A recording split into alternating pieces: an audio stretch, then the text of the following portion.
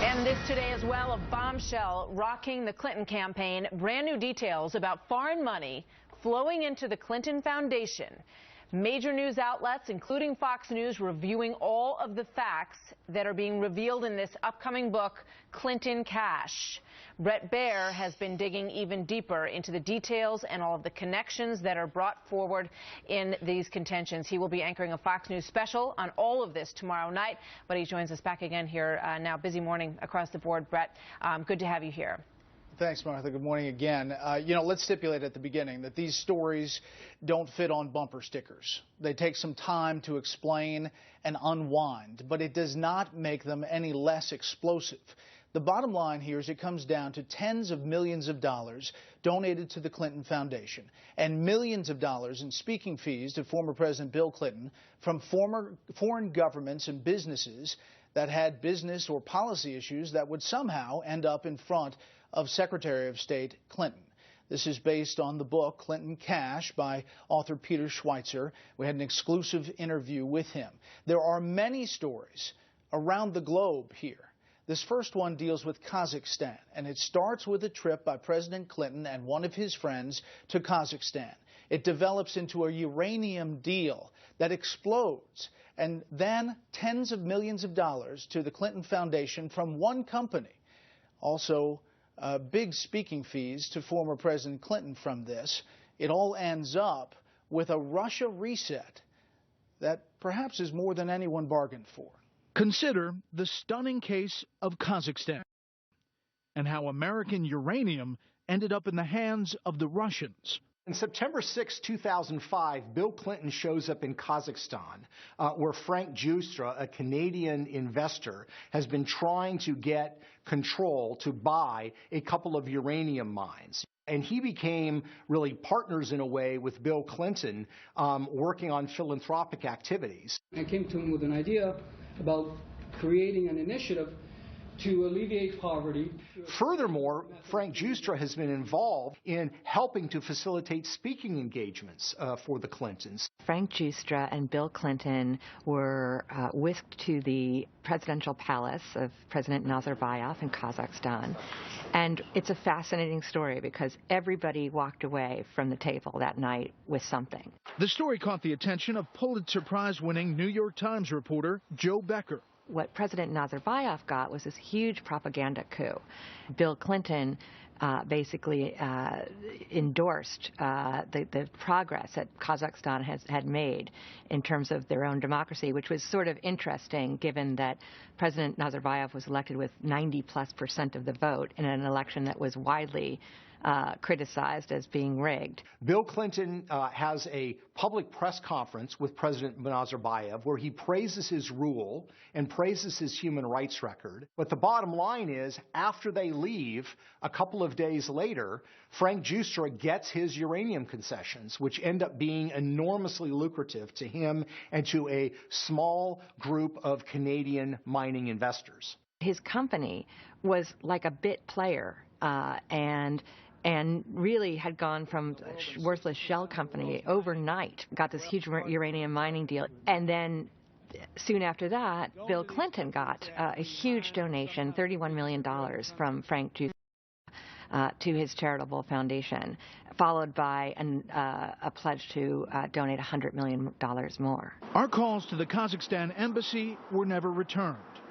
We talked to Frank Justra, who told us he considers this an old story and said that he's not interested in politics.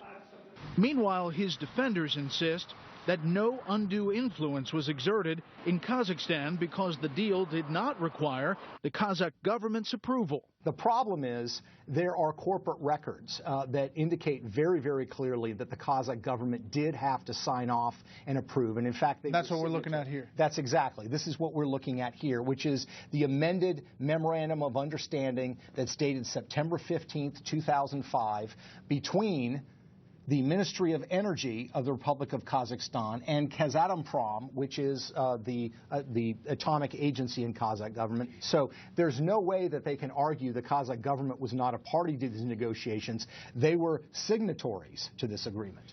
And there's a postscript to the Kazakhstan tale. Kazakh officials wanted to take an equity stake in Westinghouse, which is a U.S. company that works in the civilian nuclear field. When you have a sensitive industry like Westinghouse is involved in the nuclear industry, that requires review by the U.S. government. So the potential investors came to America to see the man who could make things happen. Frank Giustra arranged for Kazatomprom officials to go to Bill Clinton's house in Chappaqua.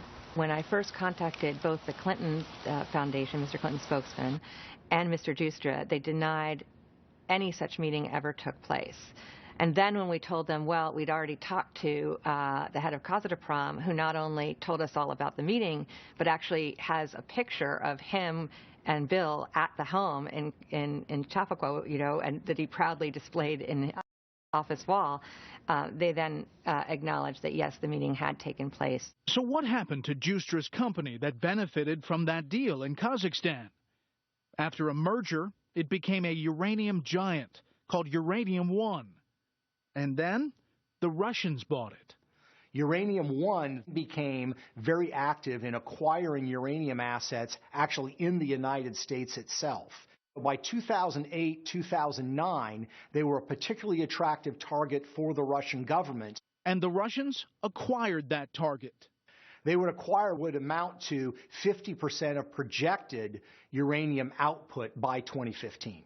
In other words, Russia now controls what was projected to be up to half of America's uranium. Our calls to Uranium One were not returned. Now, does Secretary Clinton factor into this? For that deal to go through, it needs federal government approval, and one of those people that has to approve that deal is Secretary of State Hillary Clinton, who, as Senator Clinton, was vigorously opposed to these kind of buys from countries into U.S. property. That's a great point, Brett. You remember the Dubai ports deal, for example, which he was opposed to. We believe that no foreign government should control our ports. In this particular case, we're talking about uranium. We're talking about things that relate to the nuclear industry. We're talking about the Russian government, which already provides equipment, material to Iran. That's correct. The problem is that Hillary Clinton's family foundation, the Clinton Foundation, was receiving tens of millions of dollars from shareholders in Uranium One who wanted the Russian government to acquire them because it would be a financial landfall.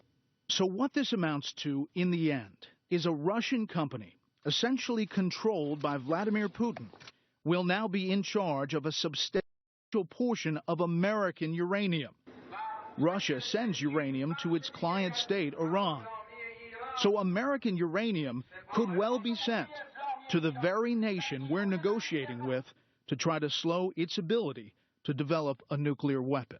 Thus, we see how far-reaching the effect of the Clinton blur, as Schweitzer puts it, can be.